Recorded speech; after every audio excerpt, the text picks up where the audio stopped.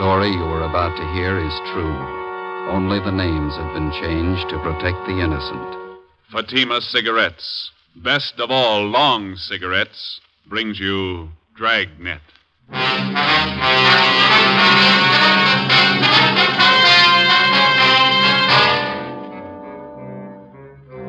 You're a detective sergeant. You're assigned to homicide detail. A woman has been shot to death. The apparent motive, robbery. The killer's still at large. Your job, find him. If you want a long cigarette, smoke the best of all long cigarettes. Smoke extra mild Fatima. Yes, Fatima is the king-size cigarette which contains the finest Turkish and domestic tobaccos superbly blended to make it extra mild, to give Fatima a much different, much better flavor and aroma than any other long cigarette. That's why Fatima has more than doubled its smokers coast to coast. Enjoy extra mild Fatima yourself. Best of all, long cigarettes. It's wise to smoke extra mild Fatima. It's wise to smoke extra mild Fatima.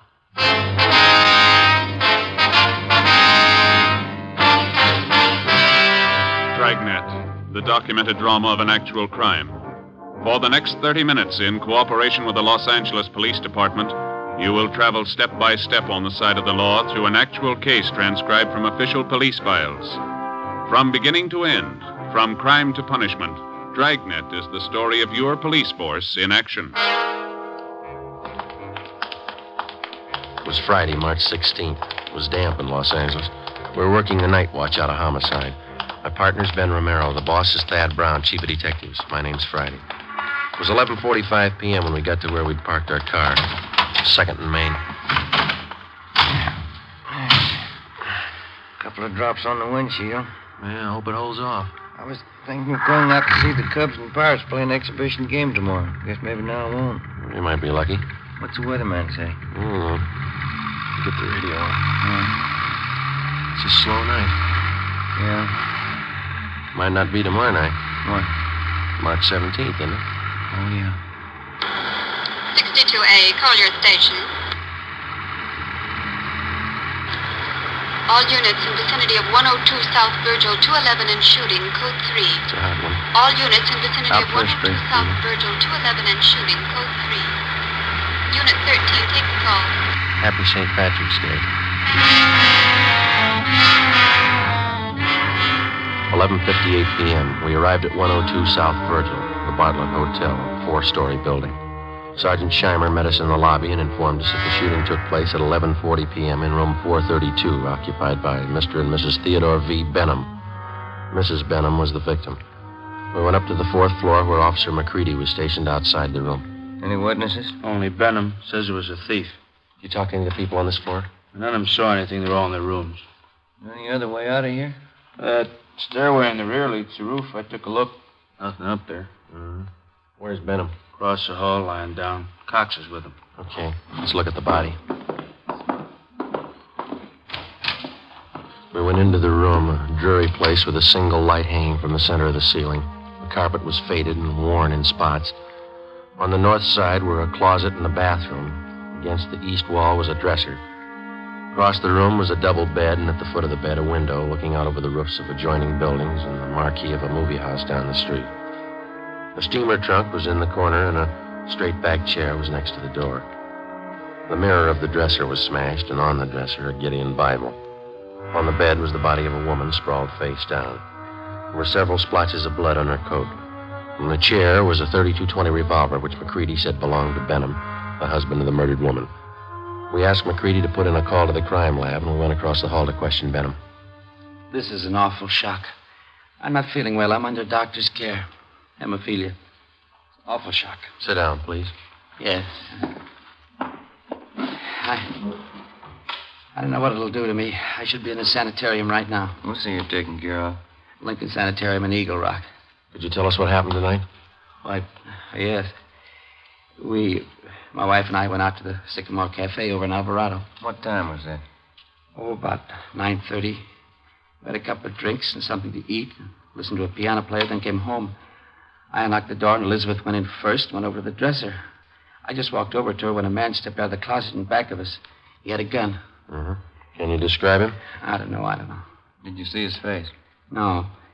He had a blue bandana over his face, and he had a cap on, a blue and white check. Did you notice his clothes? No, I didn't. Anything else? He seemed very nervous, and he wasn't holding the gun still. My wife was opening her purse, and I said, well, I haven't got very much, but I'll give you what we have. And he fired and hit Elizabeth. I pulled my gun from my overcoat and started shooting. Are you in the habit of carrying a gun? No, I'd noticed suspicious-looking men following me lately, so I bought one.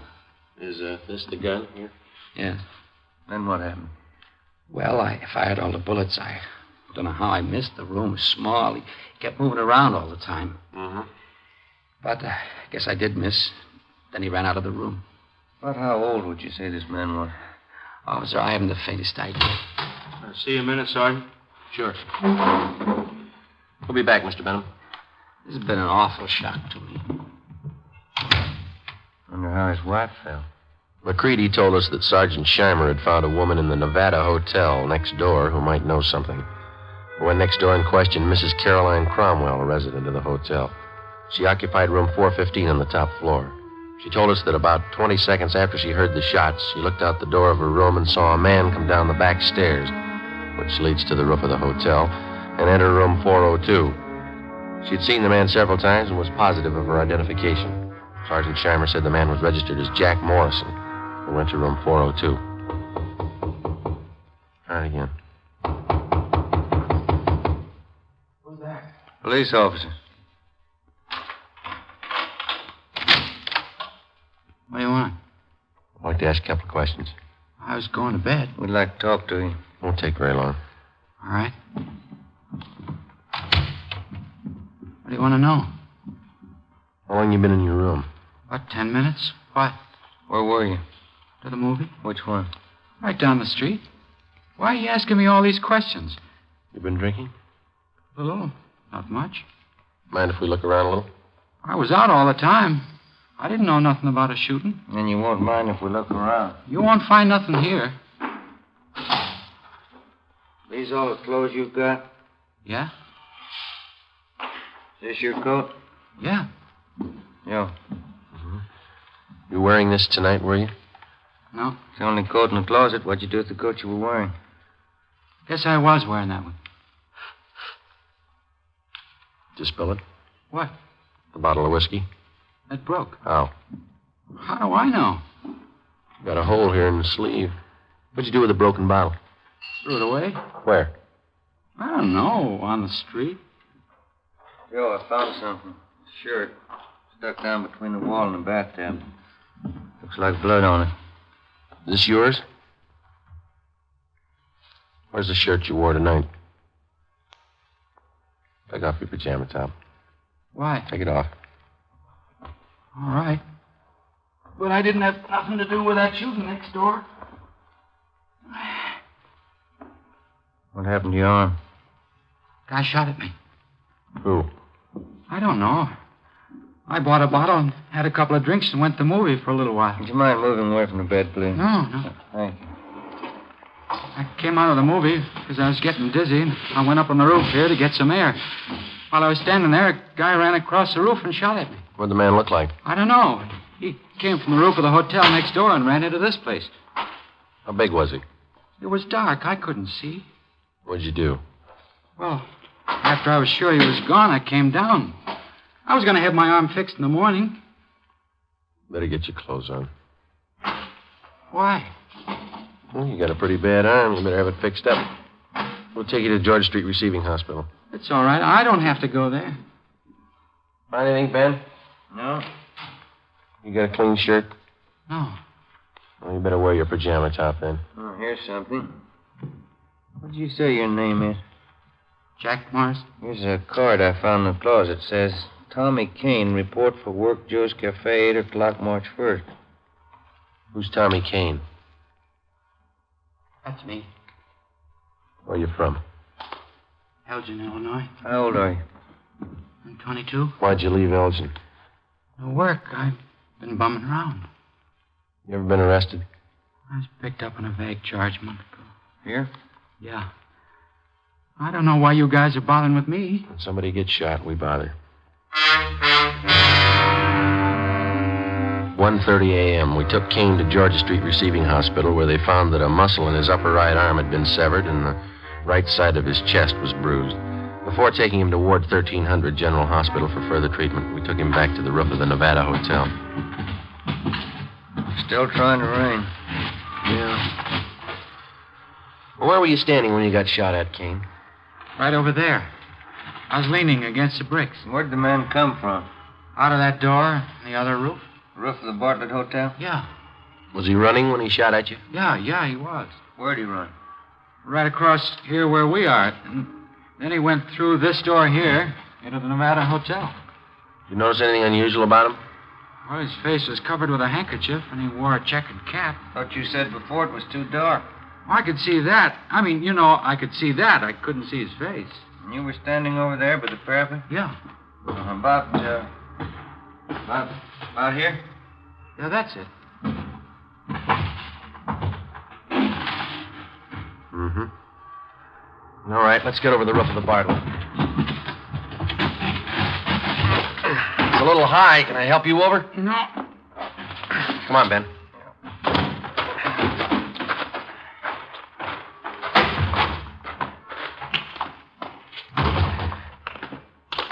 You ever been in this hotel before, Kane? No. Everything all right, McCready? Yeah. Crime lab's here. Checking the murder room. Benham awake? I think so. Mr. Benham? Yes? Mind if we come in? Of course not. You ever seen this man before? Let me see. Can you stand over there in the light? My eyes aren't as good as they used to be. Okay. Move over there. How's that? That's better. This the man who shot your wife? No, that's not the man. We left instructions for another car to take Theodore Benham to the Lincoln Sanitarium in Eagle Rock. We took Kane to Ward 1300 General Hospital. 2:42 a.m. We arrived back at the Bartlett Hotel, where police chemist Ray Pinker had finished his examination.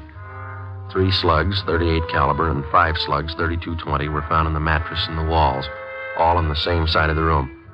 On the floor of the room were found a piece of white cloth and some brown threads.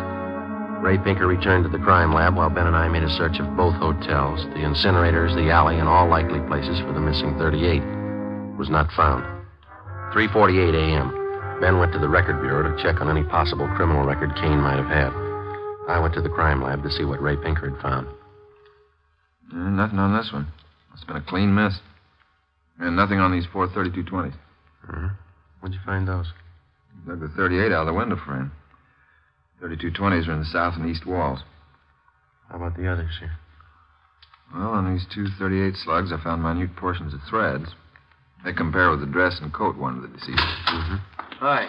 Hey, Ben. I checked Kane's record. He told the truth. Nothing more than a vague charge, huh? No. How's this coming? There's threads on 2 of the .38 slugs. And on one of the 32-20s. Same kind of threads? Yeah, the same kind. 32-20. That's the gun Benham used. Yeah. Did you check the cloth yet? I will right now. Benham must have been shooting an awful while. Where'd you find that .32-20 slug, Ray? On the floor near the bed. Nothing on any of the other 32-20s. No. Yeah, this piece of cloth matches the shirt. How about the coat and those threads? Got only a couple of threads that might match. Let me have the coat.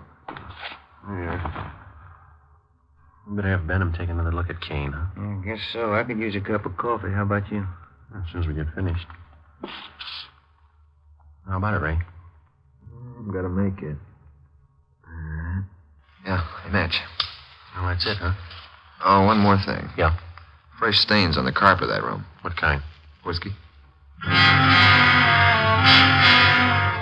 March 18th, we picked up Benham at Lincoln Sanitarium and drove him to the General Hospital. 3 times he asked us to stop someplace so he could have a drink. We told him he'd have to wait. We arrived at Ward 1300 at 1:40 p.m., and Kane was brought out. Take a good look, Mr. Benham. No, that isn't the man. I'm sure of it. All right, Kane, tie this handkerchief over your face. No, this way. That's right. Now put on this cap. Okay, now stand over there, please. Now, a little further. That's good. All right, Mr. Benham? You know, his eyes and forehead look a little familiar, but I don't know. Well, my nerves are all shot. I can't be positive. I'm a sick man. All right, Kane. Wish I could help you, boys. So do we. Come along, please. You don't have to take me back to the sanitarium. Just take me to a streetcar. I'll make it all right. We'll take you. Sergeant, Yeah, can I see you a minute? sure. Yeah? Did you notice anything when you first brought Kane out of the ward? No. You must have been closing the door. Yeah, I was. And that man, Benham, he winked at him.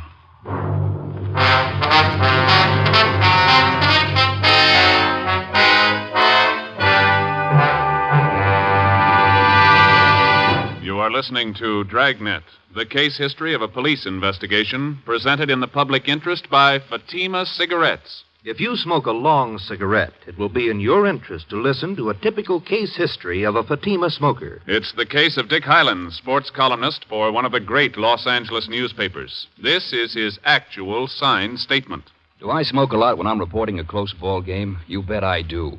Do I still enjoy smoking when the game's over? Right again.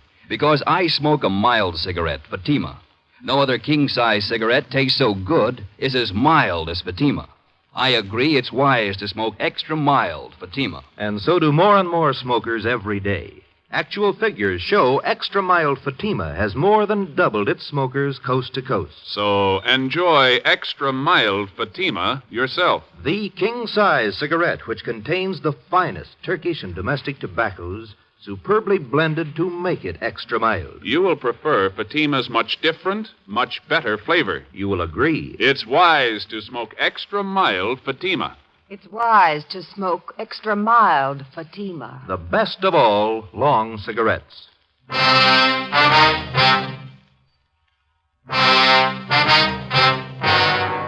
We took Benham back to his sanitarium. On the way, he asked if he could be excused from testifying at the inquest and preliminary hearing. We told him it couldn't be done.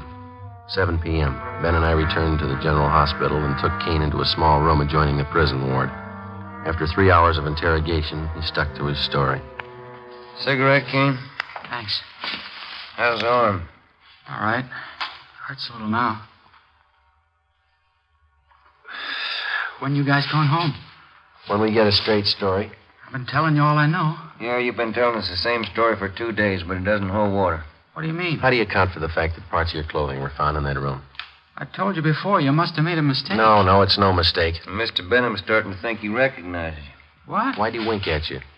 He didn't wink at me. We got somebody here who saw him. And he seems to think whoever did the shooting didn't take the gun with him. When we drove him back to the sanitarium, he asked us if we found it yet. He thinks we will. How long has Benham lived in L.A.? A long time. How long? Why do you want to know how long he's lived here? Is the dead woman really his wife? Well, certainly she's his wife. Why? Where's he been since the shooting? In the sanitarium in Eagle Rock. What's the matter with him? Hemophilia. You know what that is? No. You sure that was his wife? Positive. She wasn't a stool pigeon? Stool pigeon? Where'd you get that idea? You guys never saw her before. Never. You never heard of her? Kane, what's eating you? Did you check on her? We always do. You don't make mistakes on anything like that, do you? Not off. Look, she was a pretty nice woman from all we could find out. Happily married for 30 years. Something's wrong. What, Kane? What's wrong? All set up. Yeah? Yeah. What'd Benham say about me? We told you. He says you look a little bit like the man. Did he say anything else? He winked at you, Kane. Why? She wasn't a bad-looking woman. Wasn't she, Kane? All right, now how about it? You guys swear that was his wife? Yeah. Okay, I'll tell you where the 38 is. Where? The mattress on the roof of the Nevada Hotel. Benham cut a hole in it that day. He told me to hide the gun there after the shooting. All right, let's have a look. I don't want anybody to know I'm telling you this. Why? Benham's a real smart guy. He's got a gang. He's in on it as much as I am. Yeah? He double-crossed me. He tried to kill me. I'm going to jail. He's going with me. Maybe he will. Kane told us that he had known Benham for about 2 months. During that time, Benham helped him along by giving him a couple of dollars every once in a while. On March 11th, Benham got Kane a room in the Nevada Hotel and gave him $20 to buy a gun, which Kane did. On March 15th, he gave Kane a blue bandana and a checkered cap. On March 16th, he told Kane that he'd been sent by a gang in Chicago to kill a woman who was a stool pigeon. He promised Kane $100 for his help. Early that evening, Benham told Kane how to enter their room and where to hide. When they came home, Benham stood by the door. Kane stepped out of the closet and, after a few words, shot the woman. As he moved toward the bed, Benham started shooting at him. Kane ran from the room and hid the gun in the mattress on the roof, then went to his room and flushed the cap and bandana down the drain. 11:15 p.m., Ben and I found the gun where Kane said it would be. 38 Special Detective Colt revolver, 2-inch barrel, number 381327. 11:52 p.m., we checked and found no evidence that Benham belonged to any kind of a gang. March 19th, 9 a.m., Ben and I reported into homicide and picked up Captain Steed. We went over to Dr. Wagner to learn his autopsy report. It showed that the deceased had been shot 3 times. 2 .38 slugs and 1 .32-20 were recovered from the victim's body. They were initialed for evidence. 8 p.m., Captain Steed, Ben, and I went to the sanitarium and told Benham that there were a few angles we wanted to clear up before the inquest next morning. Benham got dressed, and we drove back to the Bartlett Hotel. It was raining. I'm still trying to remember what happened. I was very shocked that night. Yeah, I suppose you were. Well, sometimes my memory comes back for a little bit. The red light? Yeah, I see. You know, the man who did the shooting knew you lived in room 432, and he knew you'd be gone that night. How do you suppose he figured that out? Well, I've been noticing that a lot of men have been following me. Suspicious-looking men. I told that to Sergeant Friday, didn't I, Sergeant? Yeah, that's right. Must have been one of them. You ever give money to characters on the street so much they might follow you? Hey, that must be it. Many times I used to do that. I'd be nice to them, and they'd try to make friends. You remember any of them? Yeah, I do. There was old man Dorsey, Jolly Swanson, and a fellow named Lane. Kane? Yeah, that's it, Kane. There you are. The young man you took me to see in the hospital. I'm thinking, I believe that's Kane. Are you sure? Quite sure. He's the burglar. What makes you think he was a burglar? Well, what else would he be? He didn't rifle any of the drawers or steal anything, did he? Must have got there just before us. Did you have anything important there? I have some insurance policies.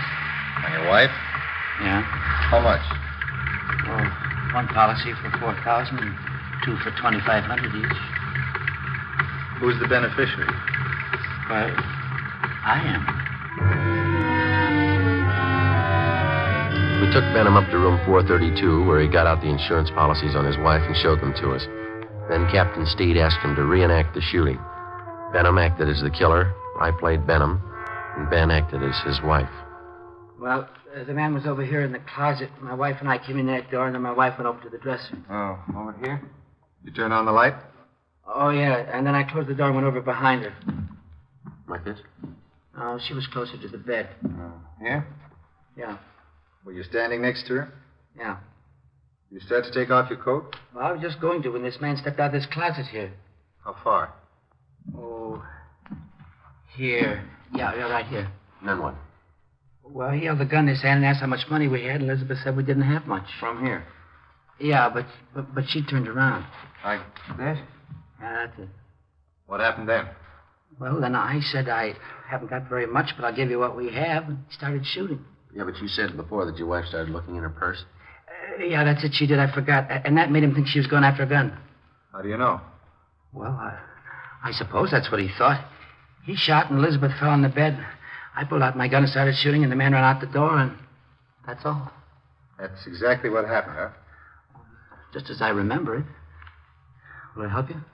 Not very much. What's the matter? Well, if you were standing where I am, there'd be bullet holes on that side of the room there, wouldn't it? They're all on this side. I see. I got it. Come with me. Where are you going? On the roof. What for? I want to show you something. It's raining. There are 2 umbrellas in the closet. I'll get them. Why do you want to go up there? I think I know where that gun might be hidden. I'll bet it's there. Here, you take this umbrella. Thanks. We'll take this one, Captain. Let's go.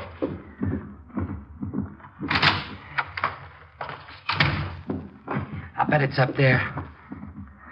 We'll find you.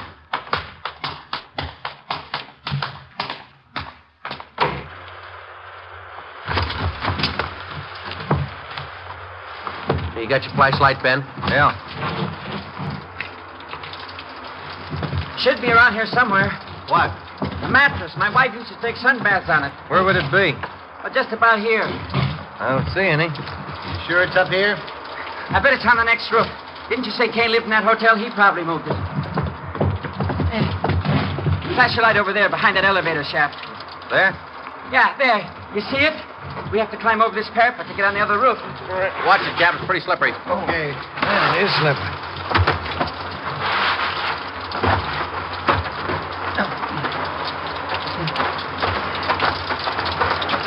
This mattress here?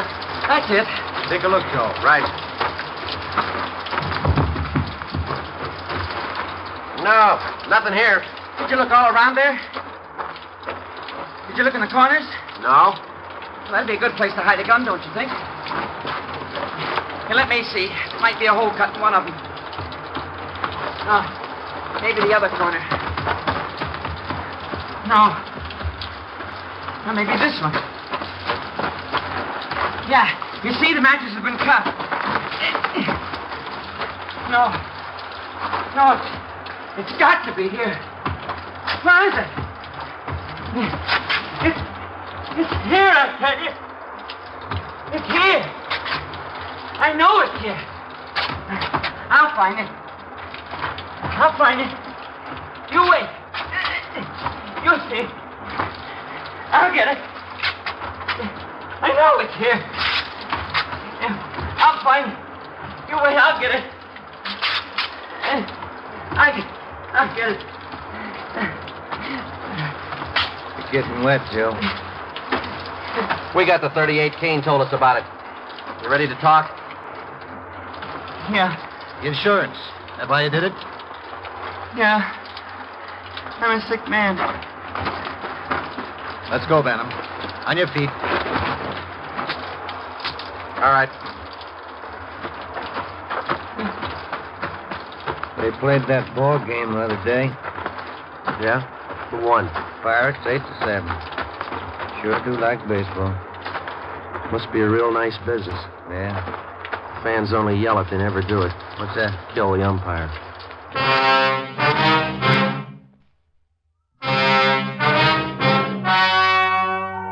The story you have just heard was true. Only the names were changed to protect the innocent. On July 2nd, trial was held in Superior Court, Department 89, City and County of Los Angeles, State of California. In a moment, the results of that trial. It's amazing how many long cigarette smokers are changing to extra mild Fatima. Here is the actual report. From coast to coast, extra mild Fatima has more than doubled its smokers. Yes, more and more smokers every day are discovering that Fatima is the king-size cigarette that is extra mild. Extra mild because it contains the finest Turkish and domestic tobaccos superbly blended to make it extra mild, to give it a much different, much better flavor and aroma. Enjoy extra mild Fatima yourself. Best of all, long cigarettes. It's wise to smoke extra mild Fatima. It's wise to smoke extra mild Fatima.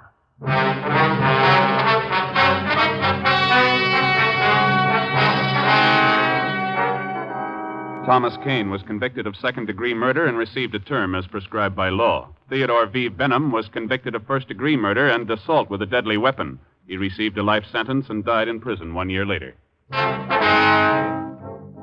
You have just heard Dragnet, a series of authentic cases from official files. Technical advice for Dragnet comes from the Office of Chief of Police W.A. Wharton, Los Angeles Police Department. Fatima Cigarettes, best of all long cigarettes, has brought you Dragnet, transcribed from Los Angeles. This is NBC, the national broadcasting company.